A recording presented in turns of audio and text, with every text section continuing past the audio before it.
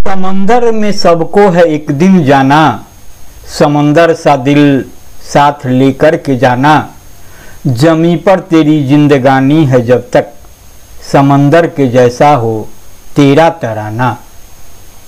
गीता में कहा गया है परिप्रश्नेन सेवया, मतलब दुनिया में इकलौता धर्म सनातन है जो प्रश्न पूछने को कहता है। लेकिन सच्चाई क्या है?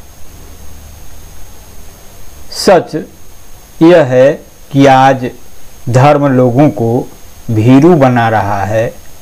धर्म में लोगों को सवाल पूछने पर पाबंदी है।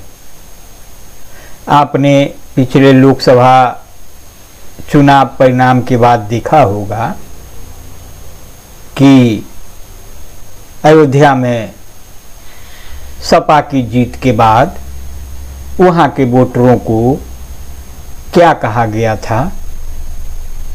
इस तथ्य की अनदेखी के बाद भी कि क्या भाजपा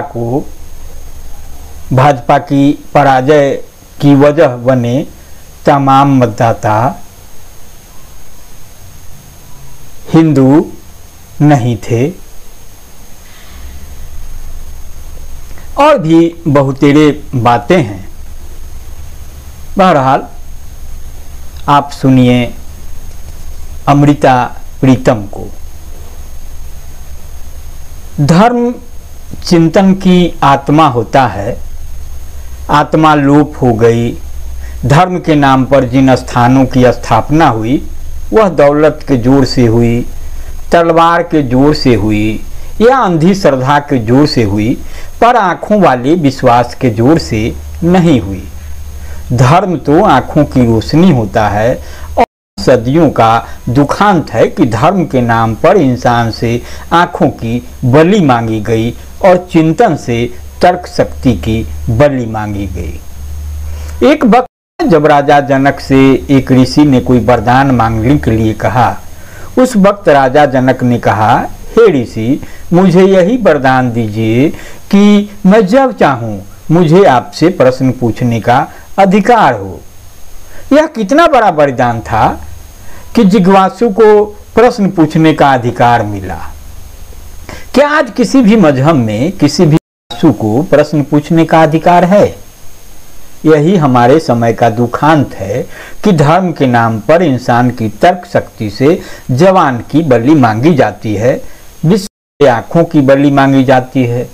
हमारे वक्त की इस मिट्टी का चिंतन था कि सबसे बड़ा अभयदान है, यानी इंसान को भय मुक्त कर देना। लेकिन धर्म और धरती पर दिखाई देने वाले धर्म स्थानों ने इंसान को भय मुक्त करने की जगह भयग्रस्त कर दिया।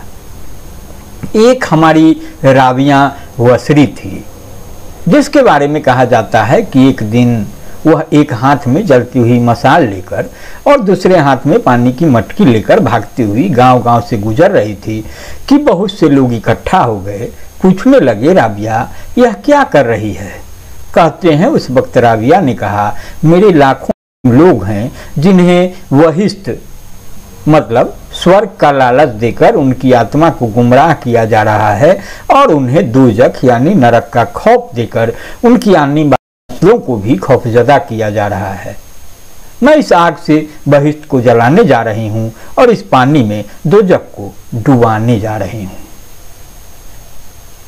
तो निहितार्थ स्पष्ट है और फिर मेरा सवाल वहीं जाकर टिकता है कि जो गीता में बातें कही गई है परिप्रश्नेन सेवया, दुनिया में इकलौता धर्म सनातन है जो प्रश्न पूछने को कहता है।